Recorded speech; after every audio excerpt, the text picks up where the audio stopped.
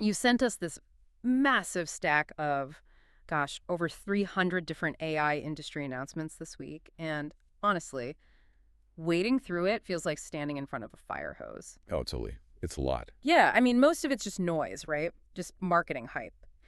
But buried in that stack are a few critical developments that are, well, they're going to directly hit your wallet, fundamentally change your digital privacy, and just alter the trajectory of the tech you use every day. It is a genuinely chaotic week. Mm-hmm. I mean, when we picture a massive technological revolution, we tend to imagine like a pristine laboratory, right? Guys in lab coats. Exactly. Brilliant engineers working in perfect unison, moving in this very orderly, choreographed march toward the future. Yeah. But you look at the landscape in these sources, and that laboratory is just completely gone. Yeah. What we're actually looking at is the bar brawl. Okay, let's unpack this, because right now we are looking at a battlefield where the underdogs are suddenly building weapons that are, while they're just as sharp as the trillion-dollar giants, the entire power dynamic is flipping upside down in real time. And that is the core thesis driving almost every story we're exploring on this deep dive today.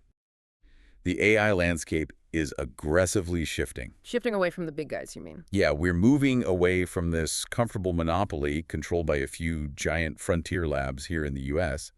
Instead, we are entering this balkanized world flooded with incredibly powerful, wildly cheap open-weight models. Which is causing a total meltdown. Complete corporate panic. It's driving bizarre legal dramas and rapidly changing military alliances, too. Right.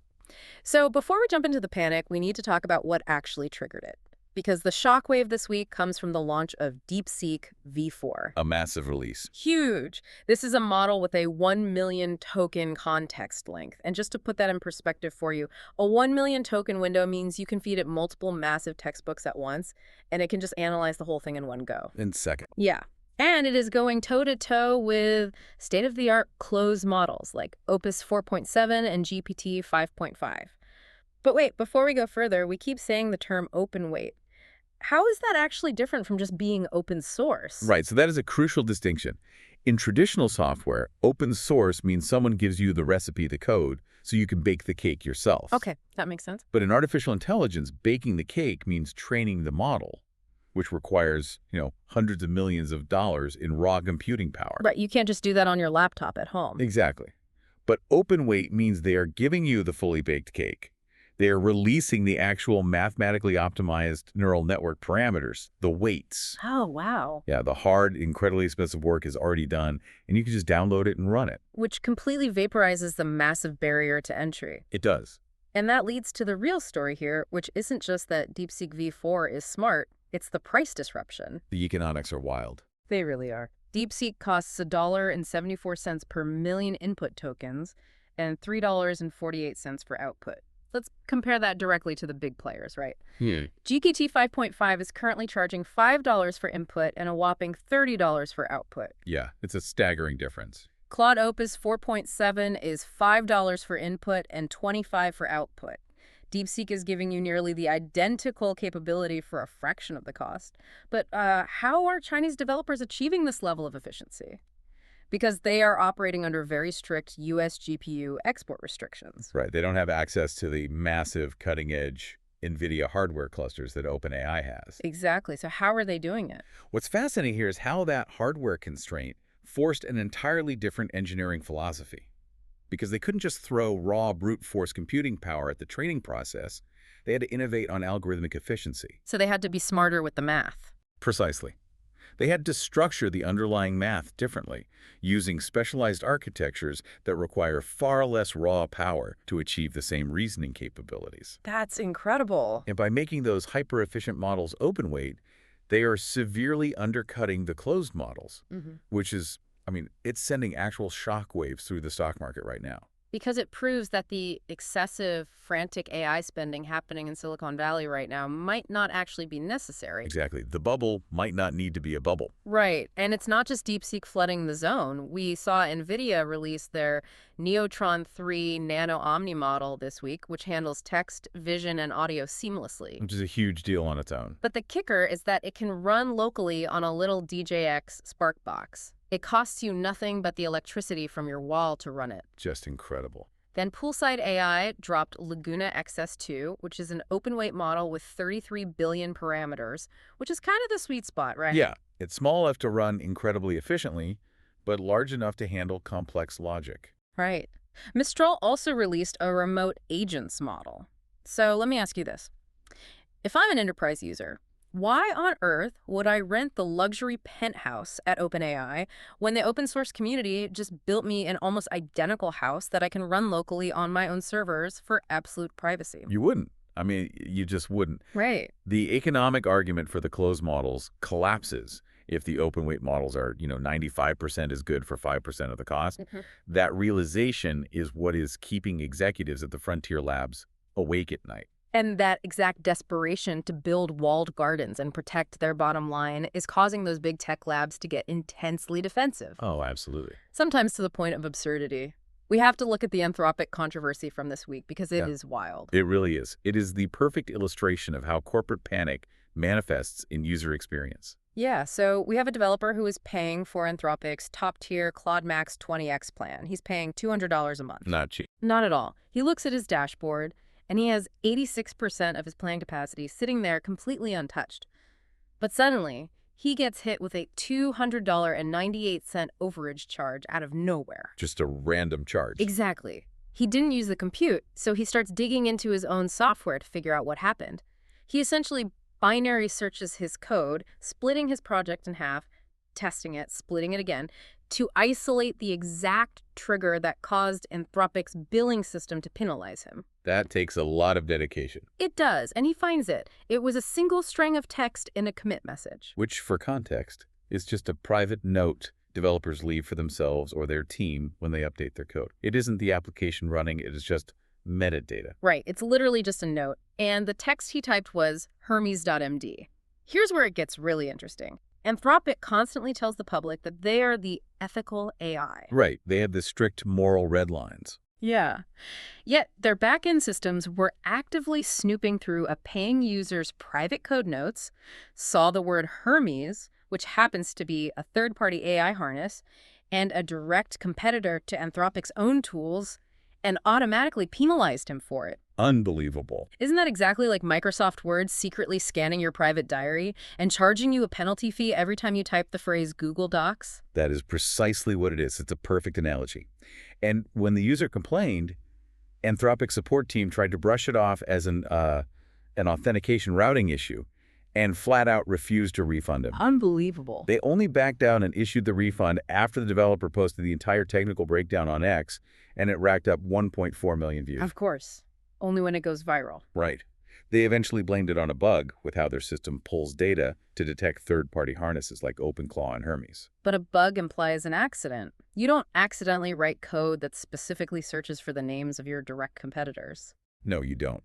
And that highlights a critical concept in software engineering. There is a specific class of bugs that reveals a company's true operational intent. Oh, that's a great point. Yeah, the fact that their infrastructure was built to actively scan for the words Hermes and OpenClaw in the first place tells you everything about their internal priorities right now. They're terrified. Exactly. The panic of losing enterprise users to open weights and third-party tools is causing supposedly ethical companies to enforce these draconian lock-in tactics. Yeah. They're building walls around their ecosystems and, like you said, burying financial landmines at the exits. Yeah. And that scramble for control isn't just happening in billing dashboards and code repositories. It has entirely spilled over into federal courtrooms and international trade. It's everywhere now. Because as you said, when a technology becomes this valuable, it stops being a software product and becomes a critical national resource. Which brings us to the courtroom drama. The Elon Musk versus Sam Altman lawsuit finally went to trial this week. Yeah, and this is a battle over the fundamental narrative of who controls AI. Musk's core argument is that OpenAI totally abandoned its original nonprofit mission to benefit humanity and orchestrated a deliberate pivot to maximize profits for its executives and investors. But based on the courtroom reporting from the sources we're looking at, Musk's time on the witness stand was an absolute disaster. It sounds like it was pretty chaotic. Yeah, he refused to answer basic yes or no questions. He was contradicting testimony he had just given that very same morning. He was actively scolding the defense lawyers. Oh, Yeah, reporters in the room noted that jury members were physically rubbing their heads in frustration. Oh, man. OpenAI's defense team essentially framed the entire lawsuit as a massive theatrical stunt designed purely to damage their reputation and artificially boost Musk's own AI company, xAI. And while billionaires are fighting in California courtrooms over PR and market share, the stakes on the international stage are much higher. Governments are actively fighting over the physical hardware and the human talent. Let's look at the Meta situation, because the logistics of this are mind-bending. Meta just made a $2 billion acquisition of an AI firm called Manus. Huge deal. Right. The ink is totally dry on the contract. The Manus founders had already moved their headquarters to Singapore back in 2025. Meta had already transferred the $2 billion in capital. So it's a done deal. It's done. The startup's executives and engineering staff are literally already sitting at their desks in Meta's offices, fully integrated and working. But this week, China stepped in and officially blocked the acquisition, demanding that the entire deal be unwound to keep the technology and the intellectual property domestic. Which is just legally unprecedented in this kind of scenario. But wait, explain the mechanics of that to me. If the money has already moved and the people are physically sitting in Singapore, how does Beijing actually enforce that? They enforce it through leverage. The intellectual property might be registered globally, but the underlying assets, the extended families of the founders, and the firm's broader corporate ties often remain deeply rooted in China. Oh, I see. Yeah, Beijing is signaling that they will use whatever regulatory or punitive pressure is necessary on the mainland to force compliance abroad. So what does this all mean for the future of tech? We're looking at a scenario where you literally can't unbake a cake, the tech is integrated, the engineers are working, but a global superpower is demanding Meta do exactly that. Are we seeing the permanent end of globalized AI development? We really are. Yeah. We are witnessing the severe balkanization of the industry. The era of the frictionless flow of tech talent and capital across international borders is over. It's done. Governments now understand that whoever controls the foundational models controls the future of economic productivity and national defense. China is drawing a hard line, stating that you cannot buy their top AI talent and assimilate it into a U.S. megacorporation, regardless of whether that talent physically relocated to Singapore. The borders are slamming shut. And speaking of national defense and battle lines, Right. we have to follow the money because training these models requires billions of dollars. Tens of billions. Right. We just established that the frontier labs are facing collapsing prices due to open source competitors undercutting them. They are fighting mounting legal battles. They need an infinite pipeline of capital to survive. And who has infinite money? The government. Exactly, the government. The military, specifically. Yeah. Which is driving a massive philosophical pivot in Silicon Valley. Yeah, Google just signed a massive new deal with the Pentagon. The agreement explicitly allows the government to use Google's AI models for classified information and for, quote, any lawful government purpose. Which is extremely broad. It's as broad as it gets. Let's rewind to 2014 for context. When Google acquired DeepMind, the DeepMind founders explicitly demanded, and Google legally agreed, that their technology would never be used for military or surveillance purposes. That was a huge deal at the time. It was framed as the ultimate ethical bedrock of the company. And now over 600 Google employees have signed an internal letter fiercely protesting this new Pentagon deal, pointing right back to that 2014 promise. And that pivot isn't isolated to Google. Look at how Microsoft and OpenAI are maneuvering right now. Oh, yeah. They just quietly restructured their massive partnership. Originally, their deal had a very specific safety valve. The moment OpenAI achieves AGI, artificial general intelligence, meaning a system definitively smarter than humans, the partnership ends, and Microsoft gets no more profit or access. Right. To prevent a single corporation from owning superhuman intelligence. No, they just deleted that clause entirely. Just gone. Just gone. The deal now runs non-exclusively straight through 2032, regardless of how smart or dangerous the AI gets. And the timing is incredible, because the very next day after making the deal non-exclusive, OpenAI's models were suddenly made available on Amazon's AWS servers. Wow. It feels like these companies are playing a frantic game of musical chairs with their own morals. Anthropic draws a red line and says they won't work with the military, so OpenAI swoops in immediately to take the government contract. Yep. DeepMind makes Google swear off the military in 2014, and now Google is handing the Pentagon the keys to classified AI processing. If we connect this to the bigger picture, Google is actually trapped in a no-win scenario here. Think about the regulatory mechanics of the industry right now. Okay. If Google says no to the Pentagon, The federal government can easily deem them a supply chain risk and lock them out of future infrastructure projects, which is exactly the pressure Anthropic faces when they push back. Right. But if Google says yes, they face a massive internal mutiny from their own engineers, who are ideologically opposed to military contracts. But without those specific engineers, you can't build the models to secure the contracts in the first place. Exactly. It's a paradox. But here is the stark reality of the boardroom.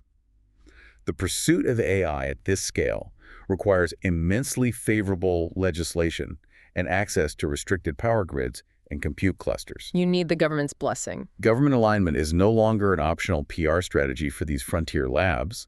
It is a necessary evil for survival. If you want to survive the regulatory framework that Washington is currently writing, you simply cannot afford to be on the Pentagon's bad side. So we have billionaires throwing tantrums in court, tech giants deploying software traps to overcharge their users, superpowers blocking billion-dollar acquisitions, and the Pentagon buying up the tech. It's exhausting just listing it all out. It's a lot of high-level chaos, but let's bring this down to earth. How does this actually trickle down to your daily life? Amidst all this warfare, what is the actual output of this technology for the average person?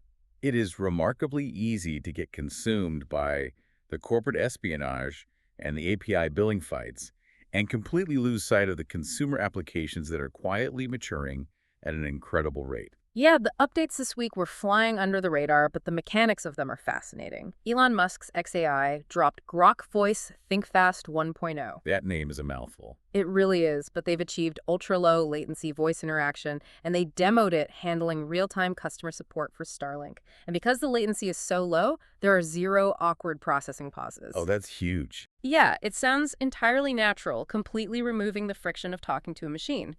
Google's Gemini got a major update where it can now generate formatted PDFs, Word docs, and Excel sheets directly inside the chat window. That saves so much time. No more copying text and trying to format it in another program. The AI writes the underlying file structure for you.